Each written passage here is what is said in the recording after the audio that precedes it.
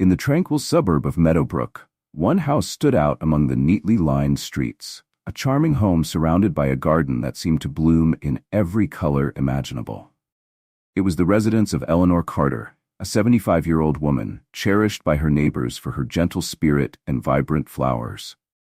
Yet, despite the garden's cheerful hues, the silence within the house told a story of loneliness.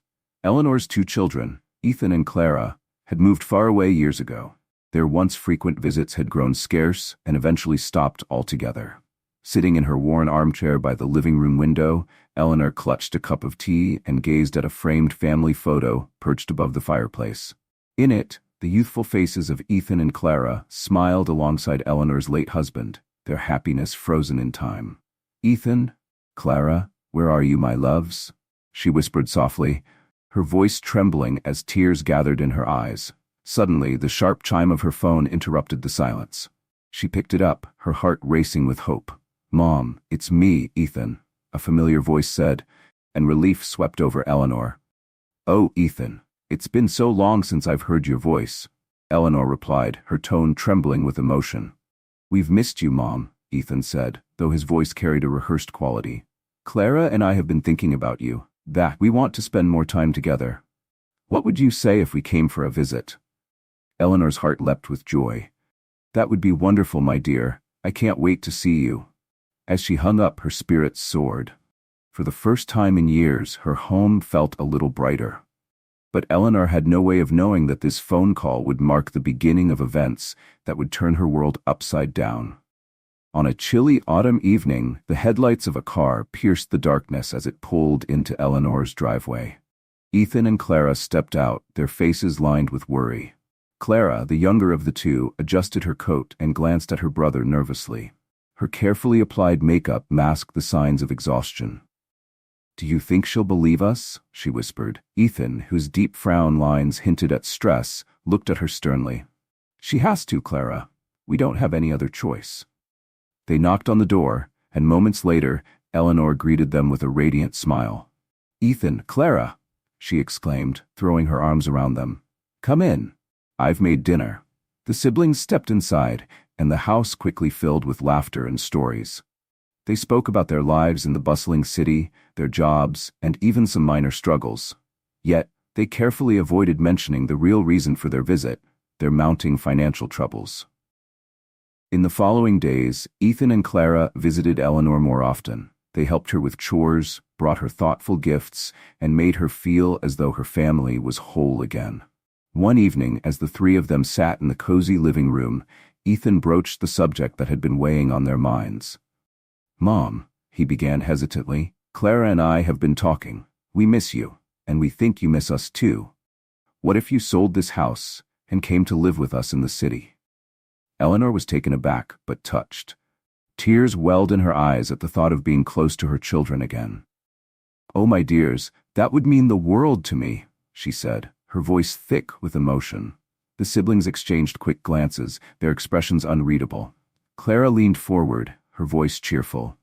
"You'll love the city, Mom. It's lively, and we'll all be together again." For days, Eleanor wrestled with the decision. She loved her house, the memories it held, and her beloved garden. But the thought of being with her children every day filled her heart with joy. Finally, one evening, she gathered her courage and shared her decision. "Ethan, Clara," she said, her voice trembling slightly, "I've thought a lot about what you said. I've decided to sell the house and move to the city with you." Her children's faces lit up with what appeared to be joy. "Oh, Mom, that's wonderful," Clara said, wrapping Eleanor in a warm embrace. "You won't regret it." With the decision made, things moved quickly. The house was listed for sale, and to Eleanor's surprise, it sold almost immediately. As she packed her belongings, a bittersweet feeling washed over her. Eleanor smiled, unaware of the silent, knowing exchange between her children. She had no idea that the life she had dreamed of was about to become something entirely unexpected. Surrounded by boxes, Eleanor Carter packed away decades of memories, her belongings carefully wrapped and ready for her big move. As she placed a photo album into a box, her fingers brushed over the cover, and a pang of sadness tugged at her heart. "I'm going to miss this place," she murmured, her voice tinged with nostalgia as she gently caressed the frame of an old family photograph. "Don't worry, Mom," Ethan said, placing an arm around her shoulders in what seemed like a comforting gesture. "You'll love the city. And the best part, we'll all be together." Eleanor smiled faintly, not noticing the quick, knowing glance Ethan shared with Clara. She had no inkling of the true reason behind their reassurances. The day of the move came with mixed emotions. Excitement about a new chapter mingled with the sadness of leaving her cherished home and beloved neighborhood. As she climbed into Ethan and Clara's car, Eleanor waved a final goodbye to the house that had been her sanctuary for so many years. "Mom, you're going to love it," Clara said cheerfully, attempting to brighten the mood. "The parks, the shops, the city buzz, it'll be a whole new adventure." But when the car pulled up to their destination, Eleanor's smile faded. Instead of a warm apartment brimming with the promise of family, she found herself standing before a sprawling nursing home. The pastel-painted walls and manicured gardens couldn't disguise what it was. "Ethan, Clara," she said, confusion clouding her voice. This is a nursing home. There must be some mistake." Ethan avoided her gaze, his voice trembling. "Mom, we're so sorry we didn't tell you sooner," he said. "We can't support another person in our apartment right now. With the money from selling your house, we've secured you a safe and comfortable place to live here." Eleanor's heart sank. Betrayal and disbelief swept over her as she turned to Clara, searching for some sign of reassurance.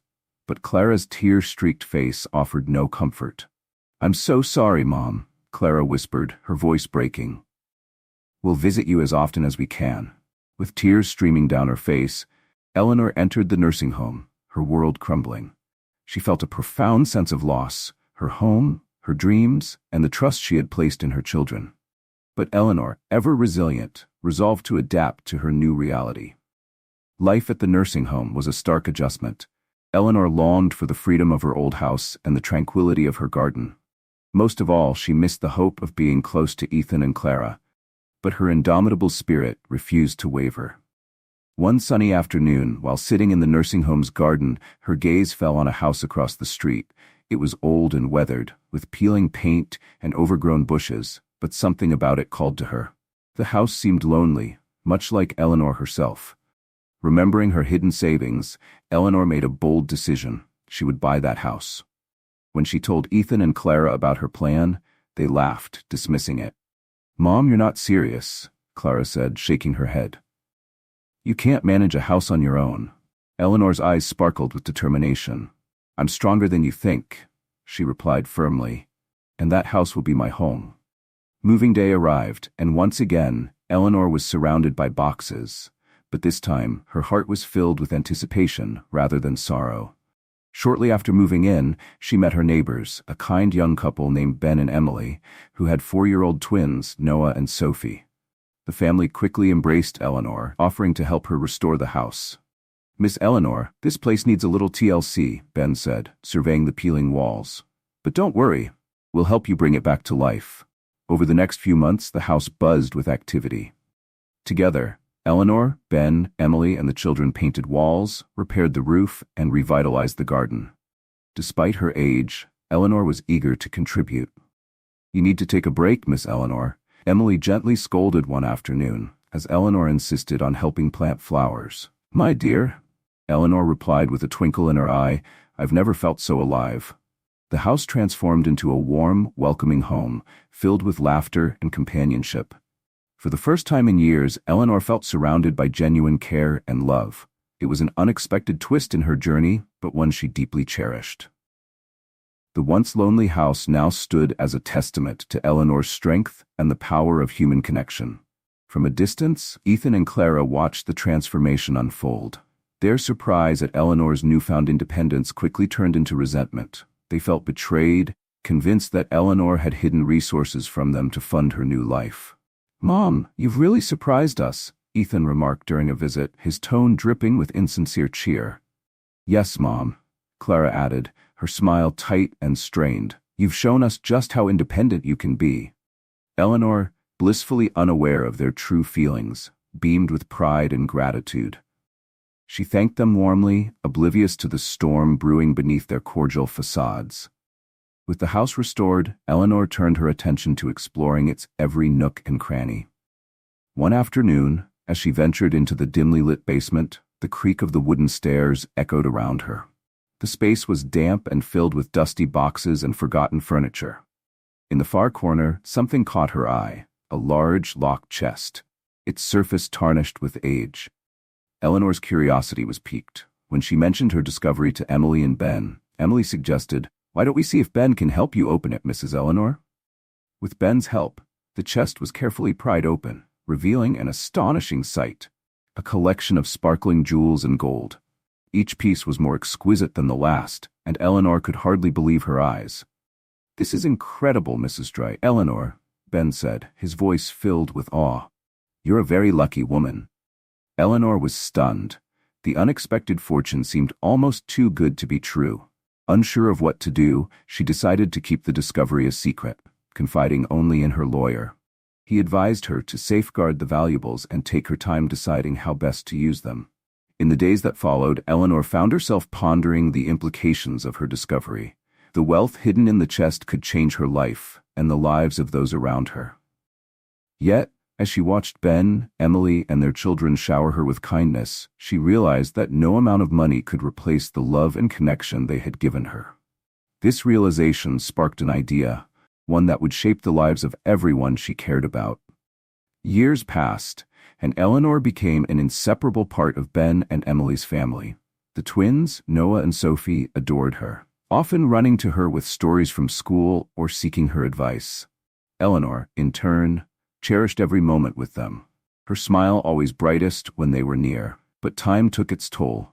Eleanor's health began to decline, her age finally catching up with her. Despite this, she remained steadfast in her joy, determined to make the most of every day. "You need to take it easy, Mrs. Eleanor," Emily often reminded her, worry etched on her face. "I am, my dear," Eleanor would reply with a serene smile. "I'm surrounded by people I love, and that's all that matters." The house, once a quiet shell, now resonated with the laughter and memories of a family Eleanor had never expected to find. It was a gift she treasured deeply. Meanwhile, across town, Ethan and Clara remained fixated on their mother's finances. Convinced that Eleanor was hiding a fortune, they began devising ways to claim what they believed was rightfully theirs, entirely unaware of the treasure she had discovered in her basement. Then, on a cold winter night, Eleanor sat in her favorite armchair by the fireplace, the flames casting flickering shadows on the walls. She gazed into the fire, her mind made up. Picking up the phone, she called her lawyer and began outlining her final wishes. Her decisions that night would shape the future of those around her in ways they could never have anticipated. Eleanor's journey, filled with unexpected friendships and a hidden fortune, was nearing its final and most extraordinary chapter. Eleanor Carter's health began to decline in the months that followed, yet her warmth and kindness never wavered. Despite the quiet sadness that loomed over the house, Eleanor kept her spirits high, regaling Noah and Sophie with enchanting stories and reassuring Ben and Emily that she was fine. "You are the family I chose," she often said, holding their hands with gratitude shining in her tired eyes. "And I couldn't be more thankful." One afternoon, Ethan and Clara visited. Tension hung in the air as they stepped into the house. They couldn't ignore Eleanor's frailty, her once vibrant energy now dimmed by age and illness. "Mom, you should be in a hospital," Ethan suggested, his voice uneasy, betraying his concern. Clara nodded, avoiding Eleanor's gaze. "No, my dear," Eleanor replied, her voice calm but resolute. "This is my home, and it's where I want to spend my last days." Their visit was brief and uncomfortable. As they left, Eleanor watched them through the window, a deep sadness etched across her face. "I hope they find happiness someday," she whispered. "They deserve it, despite everything." Eleanor somehow knew this would be the last time she saw her children. She wasn't afraid. She had found joy and purpose with Ben, Emily, and the twins. And she had a plan, one final act to bring justice and closure. On a frosty winter morning, Eleanor passed away peacefully, with Emily holding her hand. Her loss was deeply felt throughout the neighborhood. Friends and neighbors mourned the kind woman who had brought so much light into their lives. "I'll take care of everything, Eleanor," Emily whispered through her tears. "Rest in peace." When Ethan and Clara received the news, their emotions were conflicted. Sadness for their mother's passing was mingled with relief at the thought of inheriting what they believed would be a substantial fortune. At Eleanor's funeral, the community came together to honor her.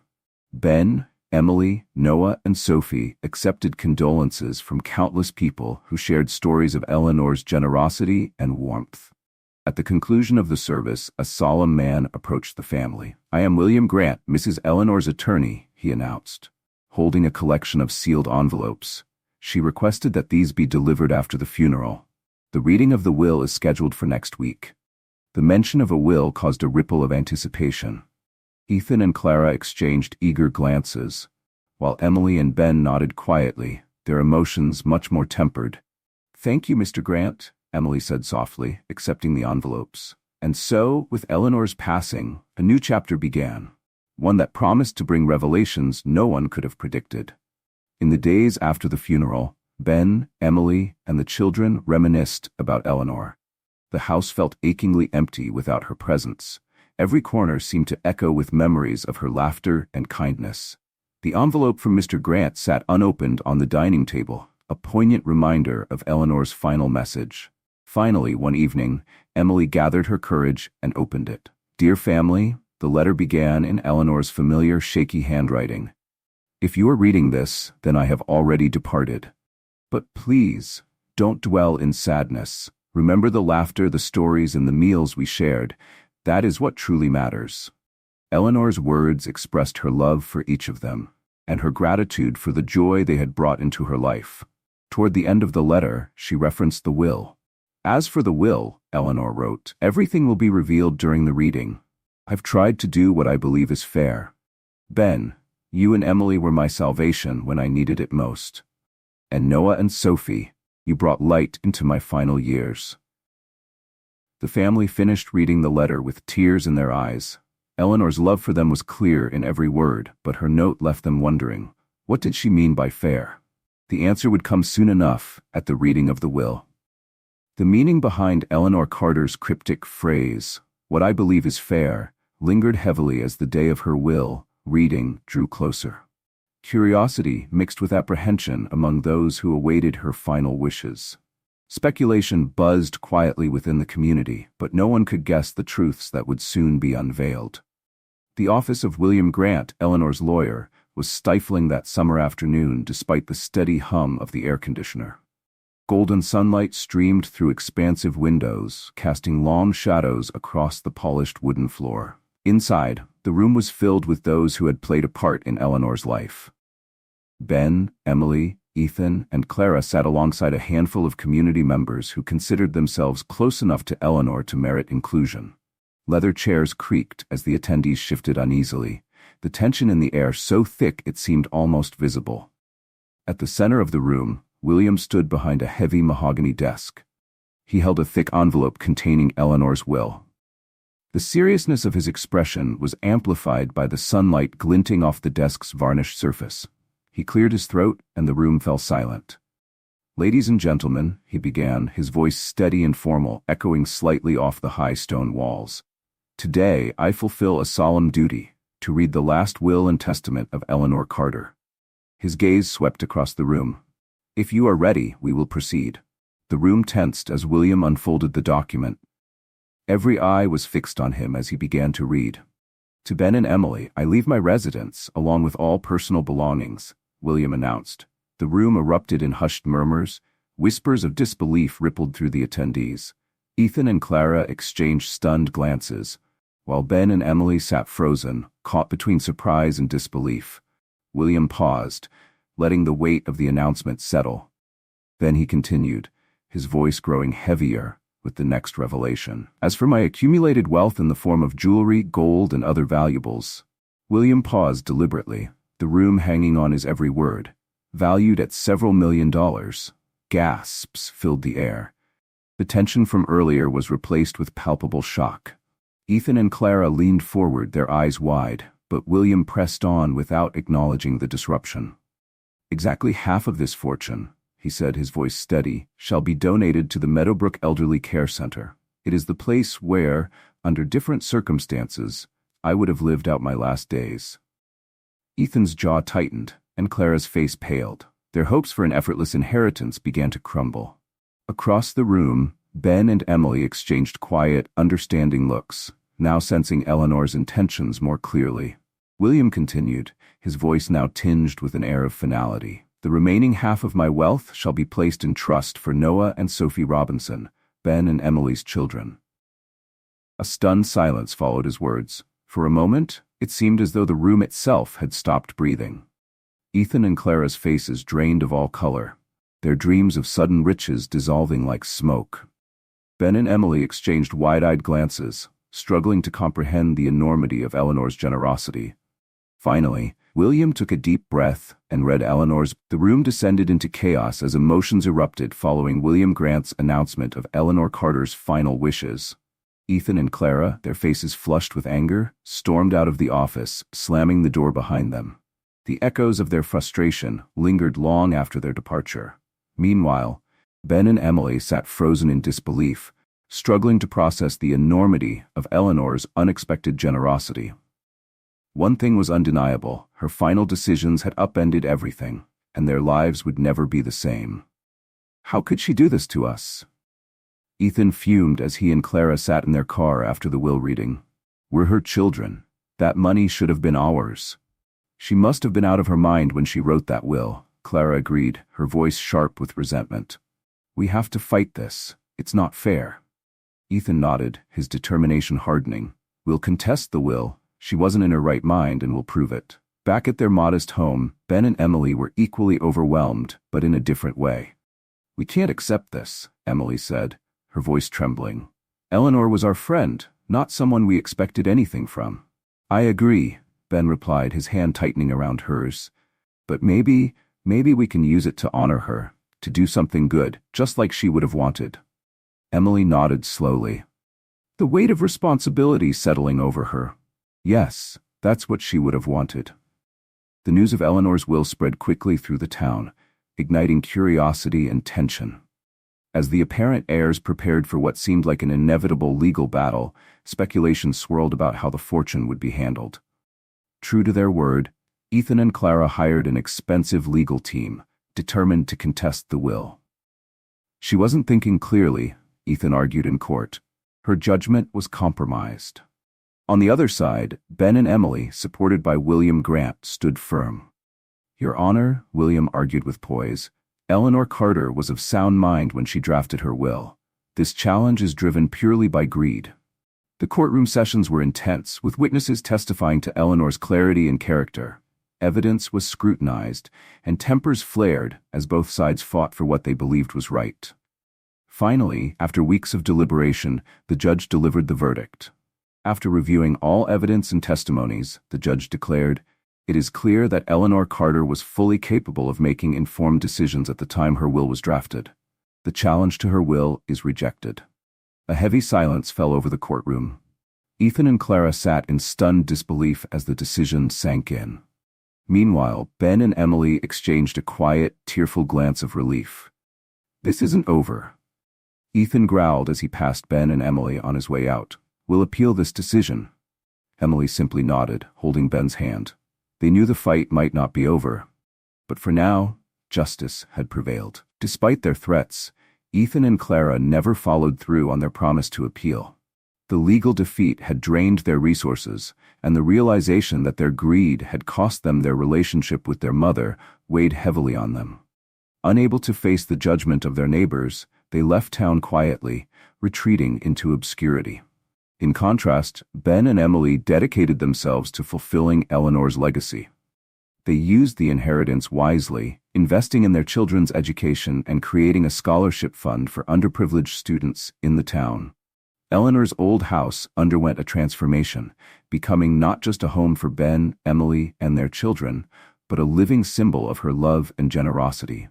One evening, as Ben and Emily sat on their porch watching Noah and Sophie play in the yard, Emily sighed. I still don't know if we deserve all this, she said softly. It's not about deserving, Ben replied, pulling her closer.